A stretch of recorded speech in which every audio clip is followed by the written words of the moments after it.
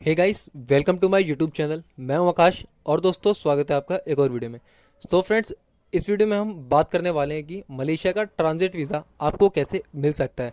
दोस्तों, जैसे मेरे से कई लोगों ने कमेंट में पूछा कि मलेशिया के अगर हम ट्रांजिट कर रहे हैं तो उसका ट्रांजिट वीज़ा कैसे लें अगर हम इंडिया से ट्रैवल कर रहे हैं।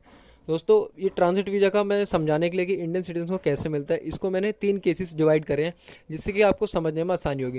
दोस्तों, ये 3 केसेस जानने से पहले हम ये जान लें कि आखिरकार ट्रांजिट वीज़ा होता क्यों और इसकी रिक्वायरमेंट क्यों होती है।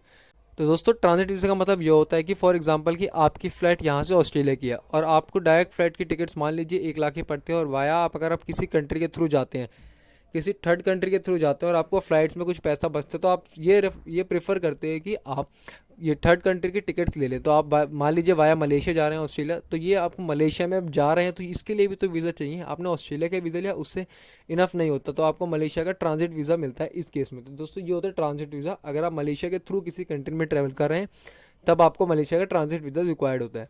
एंड दोस्तों, 3 केसेस क्या है। केस नंबर 1, मलेशिया का ट्रांजिट वीज़ा आपको रिक्वायर्ड नहीं होता है। पहले पहले केस के अंदर आप मान लीजिए इंडिया टू ऑस्ट्रेलिया जा रहे हैं वाया मलेशिया, तो आपको मलेशिया में अगर आप कोलालंपुर इंटरनेशनल एयरपोर्ट है, हम वहीं से ट्रांजिट कर सकते हैं एज ए इंडियन। तो हम सिर्फ कोलालंपुर इंटरनेशनल एयरपोर्ट से ही ट्रांजिट कर सकते हैं as a Indian citizen.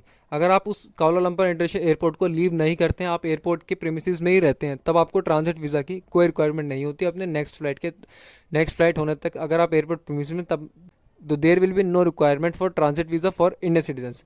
And दोस्तों, केस नंबर 2 है जो कि 4 कंट्री के सिटीजन्स पे एप्लीकेबल है। China, Bhutan, Myanmar and Nepal. अगर आप इन 4 कंट्री से ट्रैवल कर रहे हैं तब आपको फ्री ट्रांजिट पास मिल जाता है मलेशिया का, अगर आपकी कनेक्टिंग फ्लाइट वाया मलेशिया है। और इसकी वैलिडिटी 122 आवर्स की रहती है, मतलब 120 घंटे के बाद ही आपका एक्सपायर हो सकता है। आपकी मैक्सिमम फ्लाइट 120 घंटे के अंदर ही हो।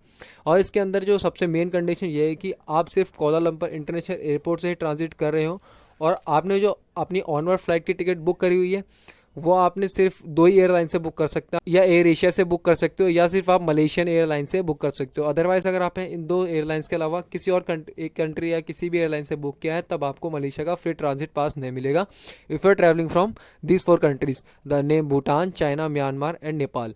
एंड दोस्तों, केस नंबर 3 की अगर आप इंडिया, बांग्लादेश, पाकिस्तान या श्रीलंका के सिटीजन्स हैं और आप मलेशिया का ट्रांजिट वीज़ा लेना चाहते हैं, तो ये आपको सिर्फ एक ही केस में इशू होता है।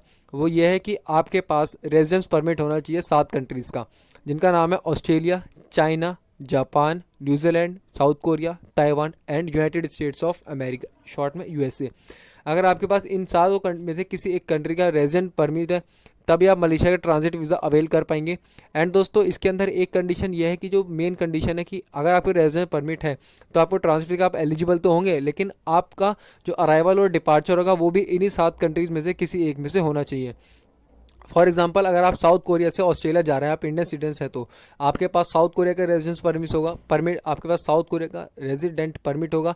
एंड आपको ये दिखाना होगा अपना मलेशिया में उतर के अपना दिखाएंगे आप, आपको ट्रांजिट वीज़ा मिल जाएगा, जिसके बेनिफिट ये है कि आप मलेशिया में 1 या 2 दिन के लिए शॉर्ट टर्म का स्टे भी कर सकते हो और अपना एयरपोर्ट लीव भी कर सकते हो। और आपको नेक्स्ट ऑस्ट्रेलिया जा रहे हैं तो आप मतलब इन्हीं में से किसी एक कंट्री का आपके पास रेजिडेंस परमिट हुआ और आप इन्हीं में से किसी एक कंट्री में ट्रैवल कर रहे हैं, तब आपको मलेशिया का ट्रांजिट वीज़ा इशू हो जाता है। और फ्रेंड, अगर आपको ये हुई पूरी बात मलेशिया का ट्रांजिट वीज़ा कैसे होता है और इसके लिए क्या प्रोसेस है और ये कैसे इशू होता है और कैसे इंडियन सिटीजन इसको अवेल कर सकते हैं। और फ्रेंड, अगर आपको इस पूरे प्रोसेस में कोई भी डाउट हो तो आप मुझसे नीचे कमेंट बॉक्स में पूछ सकते हैं। और दोस्तों, अगर एक बात आप मेरे से प्लस पॉइंट लेना चाहते हो, तो अगर आप इंडिया से मलेशिया जा रहे हैं, आपकी वाया मलेशिया फ्लाइट है, तो आप सिंपल से ई वीज़ा ले सकते हैं, ई एंट्री वीज़ा ले सकते हैं, वीज़ा ऑन अराइवल अवेल कर सकते हैं, जो कि आपके पास कम कॉस्टली पड़ेगा। आपको थोड़ा बहुत कॉस्ट देना पड़ेगा, उसका पे करना होगा, बट आपको सिंपल प्रोसेस रहेगा। ट्रांजिट वीज़ा के लिए आपको ये सब फॉर्मेलिटीज़ पूरी नहीं करनी पड़ेंगी। सो फ्रेंड्स, चलिए इस वीडियो को यहीं पर एंड करते हैं, मिलते हैं अगली वीडियो में, जब तक के लिए गुड बाय।